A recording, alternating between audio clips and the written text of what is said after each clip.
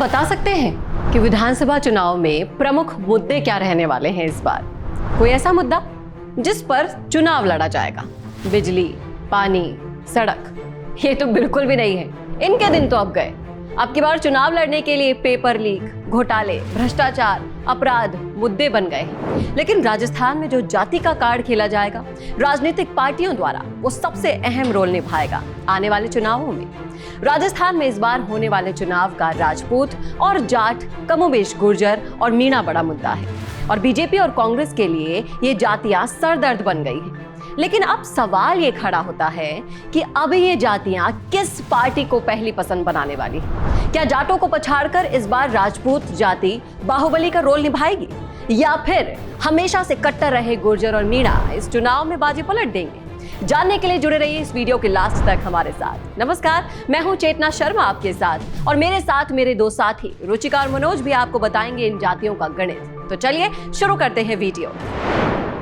राजस्थान में बातचीत आमतौर पर दो विषय पर होती है, जाति और अतीत। हर पार्टी का अपना पारंपरिक वोट आधार होता है। जाट, राजपूत, ब्राह्मण और व्यापारी भाजपा का समर्थन करते हैं, जबकि अनुसूचित जाति मुस्लिम, भील, मीणा, माली और कुछ ओबीसी कांग्रेस को वोट देते हैं। जातियों की बात हो रही है तो सबसे पहले बात करते हैं जाट जाति की, जो राजस्थान में सबसे ज़्यादा दबंग जाति मानी जाती है।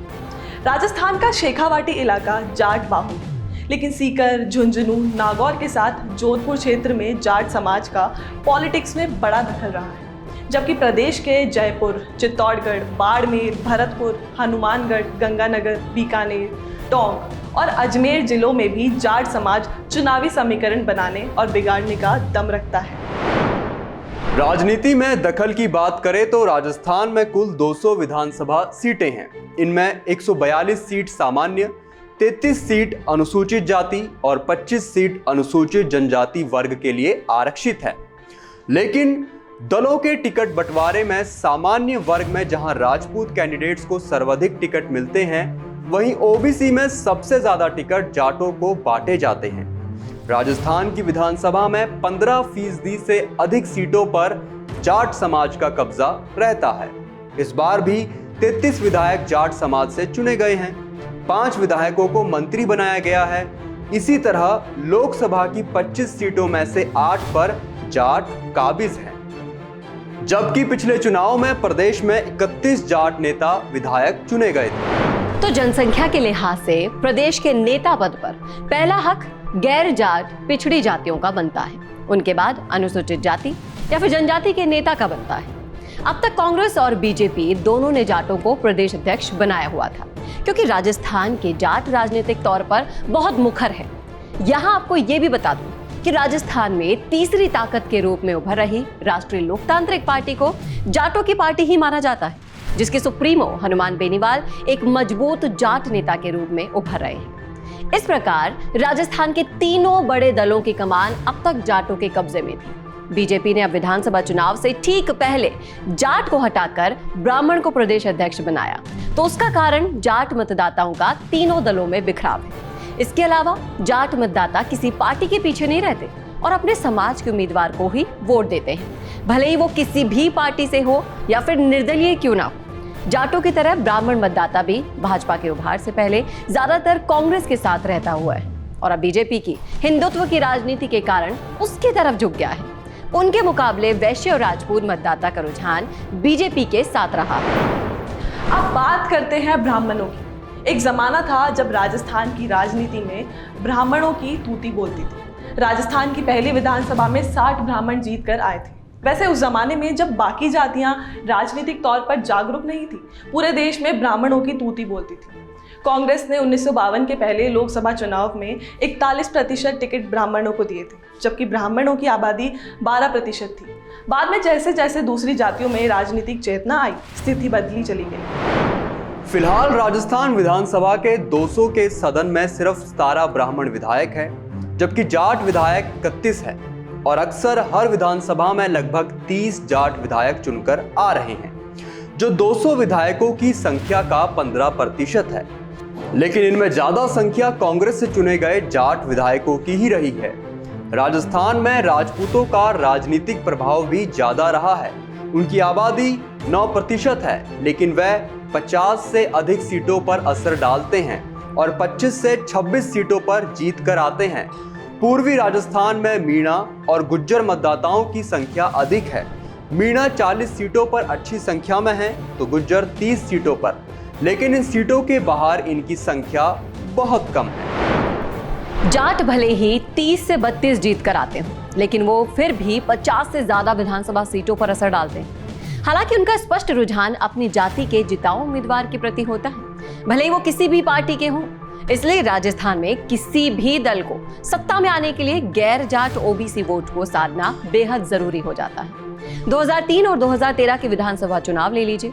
मुख्यमंत्री वसुंधरा राजे ने जाति कार्ड खेला था, कहा था कि वो जाटों की बहू है, राजपूतों की बेटी है और गुर्जरों की समधन है। इन तीनों जातियों की राज्य की राजनीति की दिशा तय करने में बड़ी भूमिका रहती है। हालांकि राजपूत और जाट परस्पर विरोधी माने जाते हैं, लेकिन वसुंधरा राजे के साथ ये समीकरण बिल्कुल फिट बैठता है। राजस्थान में हमेशा से जातिवाद रहा, लेकिन 70 के दशक तक राजनीति में ब्राह्मण हावी रहे। इसके बाद जब अन्य जातियों में राजनीतिक चेतना आई, तब से ब्राह्मण हाशिए पर चले जाते। इसके बाद एक जमाना वो भी रहा जब किसी पार्टी का प्रदेश अध्यक्ष वोट बैंक को उतना प्रभावी नहीं करता था। तब कांग्रेस और भाजपा दोनों ब्राह्मण अध्यक्ष बना दिए करते थे। कांग्रेस में जयनारायण व्यास, गिरधारी लाल व्यास, गिरिजा व्यास, बीडी कल्ला, सीपी जोशी सहित कई प्रदेशाध्यक्ष रहे। भाजपा में भी उनसे पहले महेश चंद्र शर्मा, ललित किशोर चतुर्वेदी, भंवरलाल शर्मा और अरुण चतुर्वेदी प्रदेश अध्यक्ष रहे। हालांकि 1980 के बाद दोनों पार्टियों ने प्रदेश में ब्राह्मण अध्यक्ष बनाए, लेकिन सच ये है कि 1980 के बाद से राजस्थान की राजनीति में ब्राह्मणों का प्रभाव घटता चला गया। उनकी जगह पर OBC, Jat, Meena, Gujjar, SC, ST प्रभावी होते चले गए। भैरव सिंह शेखावत अपने बूते कभी भाजपा को बहुमत नहीं दिला सके, जबकि राजपूत, जाट, गुज्जर के समीकरण वाली वसुंधरा राजे भाजपा को भारी बहुमत में ले आई। वहीं हिंदुत्व के मुद्दे पर मोदी को पिछले दोनों लोकसभा चुनाव में 25 की 25 सीटों पर जीत मिल गई। आपको बता दें कि राजस्थान के 79% आबादी हिंदू है और अगर मुस्लिमों की बात करें तो उनका प्रतिशत 9% है और 2% अन्य धर्म के लोग इसमें आते हैं। शेड्यूल कास्ट की बात करें तो उनकी आबादी है 18% और एसटी है 13%। जाटों की आबादी की बात करें तो उनका प्रतिशत है 12% और गुर्जर और राजपूतों की आबादी 9% है। ब्राह्मण और मीणा की बात करें तो उनकी आबादी 7% है। अब राजस्थान में जातीय राजनीति की बात करें तो यहाँ पर राजपूत और जाट एक दूसरे के विरोधी माने जाते हैं। ठीक ऐसे ही मीणा, गुर्जर भी एक दूसरे के धुर विरोधी माने गए। लेकिन राजस्थान की राजनीति में कुछ एग्जाम्पल भी ऐसे हैं जो इन सब जाति तो राजनीति से ऊपर हैं। इसका सबसे बड़ा उदाहरण है राजस्थान के मुख्यमंत्री अशोक गहलोत, जो कि सैनी समाज से आते हैं लेकिन फिर भी 3 बार मुख्यमंत्री रह चुके हैं। तो वहीं राजपूत, जाट और गुज्जर, इन तीनों जातियों का राजस्थान की राजनीति में अहम रोल माना जाता है। इसको आप इस बात से भी समझ सकते हैं कि वसुंधरा राजे इन तीनों जातियों को साधने में अव्वल मानी जाती हैं। और अगर बीजेपी की बात करें तो राजपूत और ओबीसी में बीजेपी पार्टी ज़्यादा लोकप्रिय रही है, और कांग्रेस की बात करें तो ब्राह्मण, जाट, मुस्लिम, गुज्जर और एससी एसटी में कांग्रेस लोकप्रिय रहे हैं। लेकिन अब राजनीतिक समीकरण बदल चुके हैं, जिसकी सबसे बड़ी वजह रही है हर 5 साल में सरकार बदलने के रिवाज, जो राजस्थान में पिछले 30 साल से चली आ रही है। और धीरे धीरे वोटर्स की सोच भी अब बदलने लगी है। अब जाट और मुस्लिम जैसे समुदाय भी, जो कि कांग्रेस का पारंपरिक वोट बैंक माने जाते थे, अब बीजेपी की तरफ आकर्षित हो चुके हैं, जिसका सबसे बड़ा कारण है युवा पीढ़ी, जो इन परंपराओं को तोड़कर आगे बढ़ना चाहती है।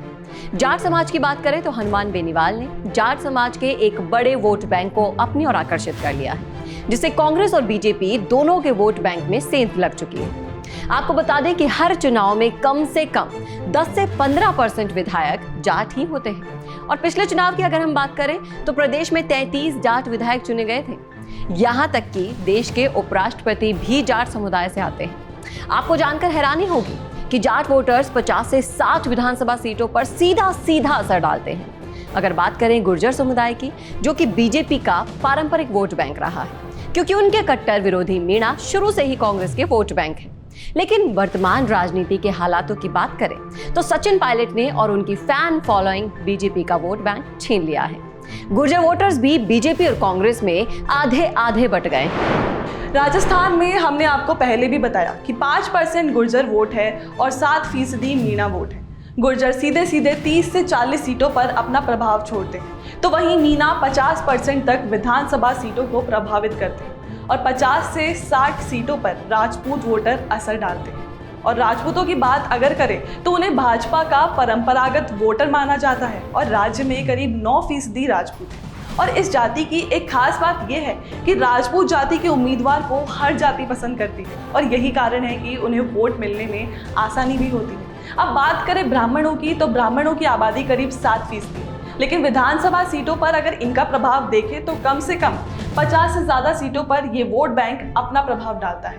राजस्थान में अगर विधायकों की बात करें तो 200 में से केवल 18 ब्राह्मण समुदाय में से है और ब्राह्मण वोट बैंक बीजेपी का वोट बैंक माना गया है। लेकिन बीजेपी सरकार ने सीपी जोशी को बड़ी जिम्मेदारी देकर उन्हें आकर्षित करने की कोशिश की है। जोशी के अध्यक्ष बनने के पीछे माना गया कि ब्राह्मण वोट बैंक साधने के अलावा मेवाड़ में कटारिया के जाने से खाली हुई राजनीतिक जमीन को भरने की कोशिश भी की गई है। और देखा जाए तो बीजेपी में ब्राह्मणों की फौज खड़ी है, फिर चाहे वो घनश्याम तिवारी हो या फिर अरुण चतुर्वेदी ही क्यों ना हो या फिर रामचरण बोहरा जैसे नेता। कटारिया के जाने के बाद से विधानसभा में नेता प्रतिपक्ष की कुर्सी खाली हो गई थी, जिसको लेकर कई दिनों से मंथन चल रहा था। वहीं पुनिया को हटाए जाने से जाट समुदाय की नाराजगी दूर करने की दिशा में उपनेता के तौर पर सतीश पुनिया को चुना गया। जानकारों का कहना है कि अब बीजेपी के 3 शीर्ष पदों पर ब्राह्मण, जाट और राजपूत तीनों समुदायों का प्रतिनिधित्व दिख रहा है, जिसे 2023 के चुनावों को साधने की रणनीति के तहत किया गया है। लेकिन हर जाति चाहती है कि उनकी ही जाति का नेता शीर्ष नेतृत्व संभाले और कहीं ना कहीं इसके ताजा उदाहरण राजस्थान में भी देखने को मिले थे, जहां राजपूत, ब्राह्मण, जाट पंचायतें करके यह मंशा भी जाहिर कर रहे थे कि इस बार उन्हीं की कौम से शीर्ष नेतृत्व चुना जाए। अब बीत गए वो जमाने जब जातियां सिर्फ आंख बंद करके एक ही पार्टी को वोट दिया करती थी। अब वक्त बदल चुका है जनाब, सोच बदल चुकी है और देश की युवा पीढ़ी सब कुछ सोच समझ कर ही वोट देती है, जो कि उनका सबसे बड़ा हथियार होता है। और अब इन जातियों को तय करना है कि कौन सी पार्टी का समीकरण बिगड़ेगा और किसको बनाएंगे वो राजस्थान का सिरमौर। कैसे लगी आपको हमारी ये स्पेशल रिपोर्ट, कमेंट करके जरूर बताइएगा कमेंट बॉक्स में। आपका क्या सोचना है, आपकी क्या राय है, सब कुछ लिख डालिए कमेंट बॉक्स में, क्योंकि आपकी राय हमारे लिए मायने रखती है। और इसी तरह की वीडियोस के लिए जुड़े रहिए हमारे साथ। नमस्कार।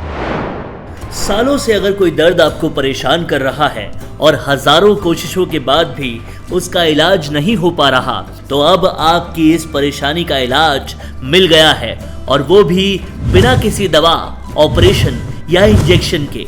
यहाँ आपका इलाज किया जाएगा आधुनिक मशीनों के द्वारा। गंगापुर सिटी के श्री बालाजी आरोग्य हेल्थ केयर हजारों पेशेंट्स के विश्वास और भरोसे के आधार पर आज ये कह सकता है कि यहाँ पर आप अपने हड्डी और नस संबंधित रोग के साथ आ जरूर मायूस सकते हो, लेकिन इलाज के बाद जब आप जाएंगे तो बिल्कुल स्वस्थ और खुश होकर जाएंगे।